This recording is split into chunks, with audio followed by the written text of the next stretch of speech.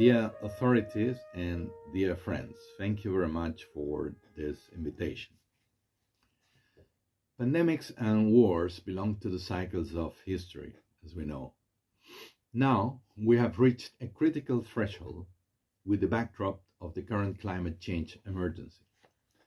It matters to make this remark these days as we hear speeches and read analysis on the theoretical and practical use of nuclear weapons in Europe. Needless to add that climate is endangered. Various tools and financing mechanisms have already been set up to improve countries' access to climate finance and catalyze investments into climate action. The COP27 Climate Implementation Summit Innovative Finance for Climate and Development Roundtable highlights private philanthropy last, preceded by green bonds, environmental impact bonds, debt for climate swaps, blended finance, the IMF's role, and voluntary carbon markets.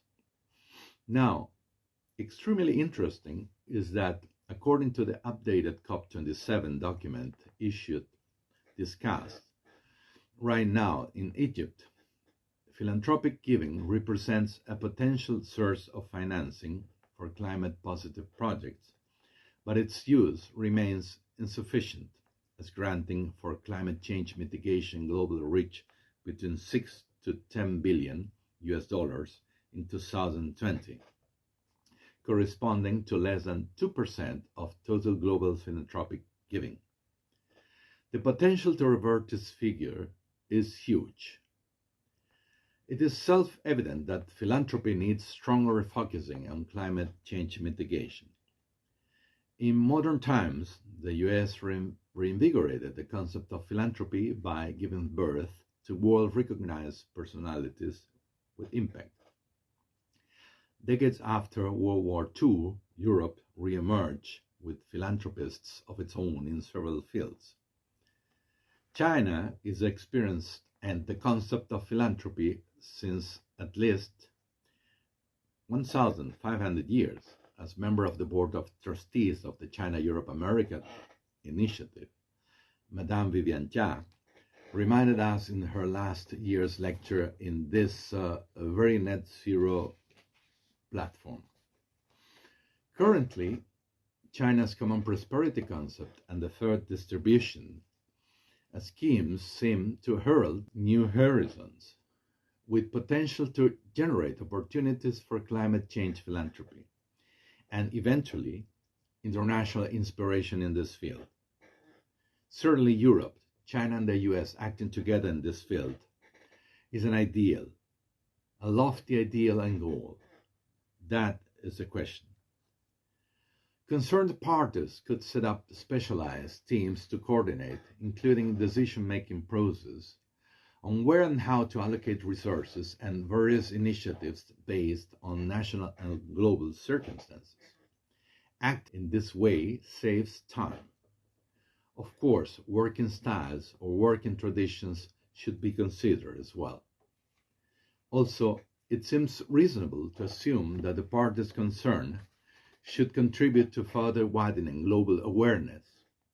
If we talked about net zero transition platform, internet search engines such as Baidu, Google, could jointly strengthen cooperation in this field. But equally important, such a permanent trialogue, including China, Europe, and the United States, could have multiplying effect by sending innovative messages to reach out to global audiences, encouraging people who never consider climate change to cooperate.